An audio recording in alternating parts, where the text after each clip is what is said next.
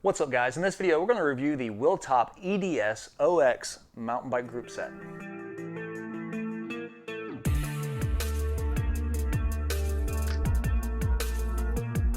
Now you may be wondering, who is WHEELTOP? WHEELTOP has actually been around since 1950. They started out making crank sets and other small parts for other companies. So it's a company that's been around for a long time, so they're not going anywhere. Now this is their first go at an electronic group set, and we'll see how they did. Packaging comes in a very nice box and well protected.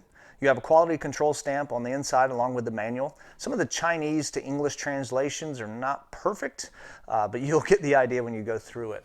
Now the cage length on this one is a 93 millimeter cage length. That's the distance here. And this clears up to a 52 tooth chain ring. So most of you will be using this setup if you have a traditional 10 to 52 cassette or 10 to 50 cassette. You're going to go with the longer cage. They do have a medium sized cage that clears from a 28 tooth to a 42 tooth, and then they have a small cage or short cage that clears like a 25 tooth to a 28 tooth. I don't really know who would be using that unless you did like a flat bar road bike. But most of you, probably 99% of you, if you go with this group set, definitely go with the longer cage. It is weatherproof. It's IP67 on the rear derailleur, IP57 on the shifter. This has been submerged in water, works underwater perfectly, no issues whatsoever. This does have a battery built into it, so all of this is put together and it is waterproof, which is very nice, especially if you're worried about crossing streams or anything of that nature. One cool thing about this is it can be set up on a 3-speed to 14-speed cassette. I really wish we had this system when I ran my 14-speed hack that I did. I used Archer D1X. This system here is way better than the Archer was. Just more refined, more crisp, more precise. Also, the waterproofing is much better on this system. Now battery life is extremely good on this system. As you see here, like I said, the battery is built into the rear derailleur. They had a first generation that actually had a removable battery that you could take off and put on. That was really nice, very similar to SRAM and their Axis setup with their batteries. I don't know if SRAM came after them with that and they had to revert to this, I'm not sure. But what I found is this lasts a long time. I mean, if you charge this once a month, you're fine. You probably get 3 months out of a charge, honestly. Now, obviously that pertains to how much you use it. Now on the app, it will actually tell you how many shifts you have left, which is really cool. It's always up in like the 20,000 range or something of that nature. So you have a ton of shifts with this. So the battery is not something you really have to worry about. Obviously you can't carry an extra battery with this system. Now it does have the magnetic charger on it. You could carry an external battery that you plug into this in a situation where you're in an emergency or something. But what I have found is the battery is very good. You almost to the point where you forget to charge it, that's where you'll get in trouble because it lasts so long. So just as a heads up, be sure to stay on top of the battery. You should be fine. But I've had zero issues with battery life. It has lasted a long time. As far as the battery life on the shifter, it has been really good. It's lasted about a year for me when I was using it. It just comes with a regular CR2032 battery that you can just replace with a 1/4 turn cap on there. You can get any of those batteries from any of your stores or anything of that nature. It has a nice little indicator on it, so when your light turns red, it's time to change out the battery. Still able to shift for a while, but it may run out on your next ride or so, so definitely change out your battery if you see that red light. All right, let's go through the setup process, and just as a heads up, you definitely want to download the app. The app in the past was a little tricky, but they've improved the app. Also, the translations are a little different in the app too, from Chinese to English, so you may find like debugging is actually how you set up the gears and all that, but some of you may not even have to use the app. So I'll show you how you initially set it up, and then you can use the app to fine tune it. So what you initially want to do is obviously set your chain length, and I would just use the regular SRAM chain length calculator. If you go to the SRAM's website or YouTube, you can search that and essentially figure out what your chain length should be on your bike. So to use that, and I use kind of like the whole SRAM setup to get this set up, and it worked really well.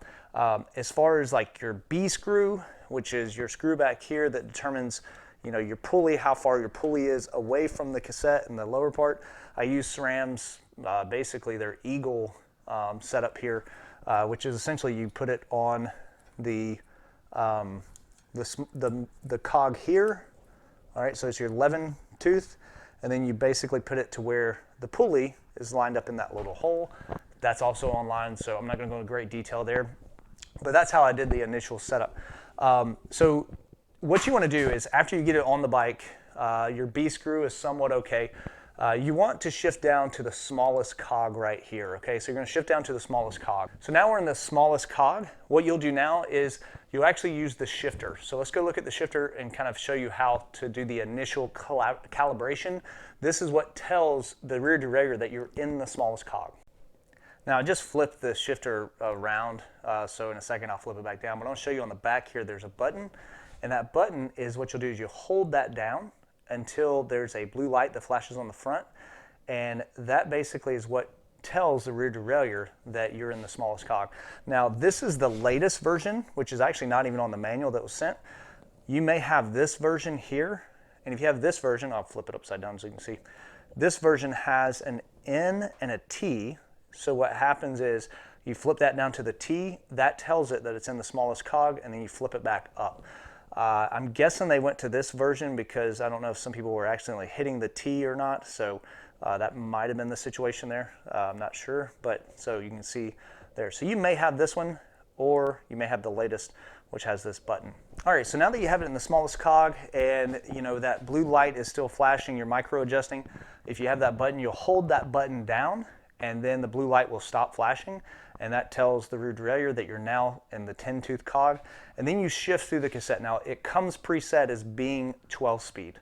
So it'll be 12-speed when you get it. So if you have a 12-speed cassette, it should work right out of the box with it. Now sometimes you don't. So we'll just shift through the gears here. I gotta wake it up. Just tap it a little bit there and it should wake it up. There it goes. So I'm gonna go through all the gears. There you go, all the way through. And then we're gonna come down, all the way down to the 10-tooth, right there. All right, so it works really well now. And then after you do this, I would double check the B screw to make sure your pulley is in the right location, and also set your limit screws, which is right here. WheelTop also has these directions on their website. The first generation I had, this is the only setup I had to do. I didn't have to use the app at all. This second one I got, it shifted through all the gears perfectly until the 11th and 12th cog. It wasn't going into those just right, so I did have to get the app out and fine tune the 11th and 12th tooth cogs, which was super easy. And once I set that up, it was good to go, and I've never had any issues since. I actually really like the ergonomics of this shifter. I know a lot of people like the SRAM rocker paddle setup, and I'm not a huge fan of it. I always would accidentally shift gears. But this system I really like. It actually reminds me more of the latest SRAM setup, which is this right here, which is the pod, the Ultimate Pod. I find that this is better than the Ultimate Pod. Big reason why, you can see they both have different textured surfaces, so you can kind of feel which one's which. But the best part is the upper button is actually set back just a little bit, and this one comes up a little bit. So you can feel as you're riding which button you're on. Another thing too is it seems like the ergonomics is a little better. It comes down and then over as far as the mount. The SRAM has kind of a weird angle to it, and so the whole pod itself sits kind of angled, which is kind of like the you could say it's like the WheelTop a little bit. But I did put a different button on my my SRAM Ultimate here, and it does help as far as the height. But the ergonomics of the WheelTop, in my opinion, are just better. Also, it has a nice click to it. So when you push it, there's a nice click. And you do have to push it in a decent ways for it to actually activate. So you're not having that automatic shifting when you don't want to shift. So the clicks are great. The ergonomics of it are great. And in my opinion, probably one of the best electronic shifters out there as far as ergonomics. As far as shifting speed, I feel like it's very comparable to the SRAM transmission, which is a little slower than the Eagle axis that was before, but it's not enough, in my opinion, to be a major negative or a major strike against it, because as long as you take time to get it set up, the shifting is precise, quick, and in my opinion, better than any mechanical system. Now, obviously, this group set is just the shifter and the rear derailleur, and so you have to pair it with something. You have to pair it with a cassette and a chain. I have found in my experience that the Shimano cassette and chain works best with the WheelTop rear derailleur. And it's just very precise. Also, the shifting of Shimano under load is really good. SRAM came out with transmission, which the whole thing about that is you can shift under load and you can be mashing on the pedal as hard as you want to.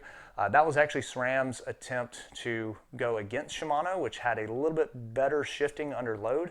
And that's what you get with this. So you're not getting the transmission power load shifting as good as SRAM, I would say, in the latest transmission, but you are getting the Shimano setup, which is really, really good, and I found it to be really good, and obviously you're paying a whole lot less here. I'm here on the property still. I just wanted to kind of give you an idea of the shifting under power. Like this right now, I'm just kind of shifting and I'm coming off. You can hear that's going easier gear, harder gear, harder gear. I want to put down a lot of power and then shift while I'm putting power down, not let up at all. Gives you an idea of how well it shifts with the Shimano system.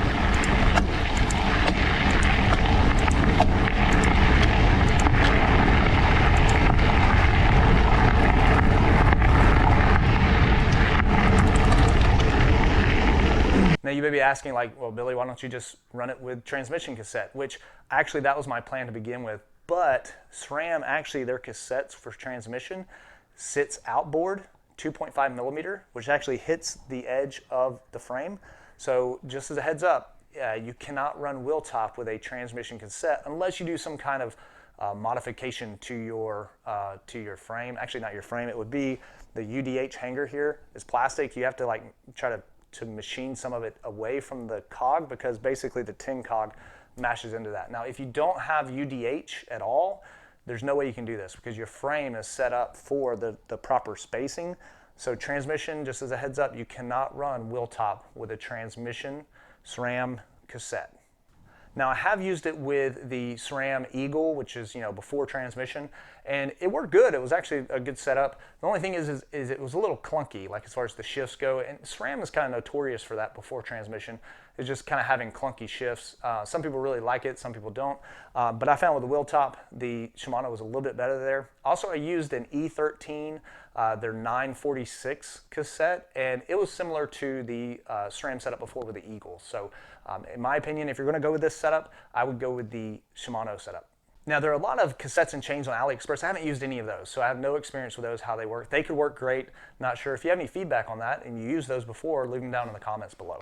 So on the trails, it works really well. I've been super impressed with it. I've had the first generation for over a year now and was super impressed with that as well. The only issue I had one time on the trails with Gen 1, one time the chain popped off at the pulley when I was down in the smallest cogs, and that was my fault. I was running too long of a chain, so that was my issue there. Now this system runs very quiet in the trails. Not as quiet as transmission, but close. Now, one downside you could say with any electronic system is the multi-shift. Multi-shift, with mechanical systems, especially when you used to have grip shift, you could just, shift a bunch of gears at one time, dump the whole clutch in like a couple seconds. Same thing with the levers, you could dump the whole clutch real quick. Any electronic setup is not going to be very good at that. This one here, you press the button, it shifts like normal really quick, but then as you're holding the button, it has a little delay, and then it'll shift through the gears. So let's do that right now just so you can kind of see how it works. See, we'll go up in the top. So we're just going through spinning here, and I'm going to push the button, and it will shift down to one gear quickly, and then it'll work through the rest of the cassette. So it's not too bad. We'll go the other way now. All right, so it went through the cassette pretty quick there, but obviously not as quick as any mechanical system out there. All right, big question here, who is this for? I'll go ahead and tell you, it's gonna be somebody who likes to tinker with their bikes, is feeling comfortable working on their own bikes.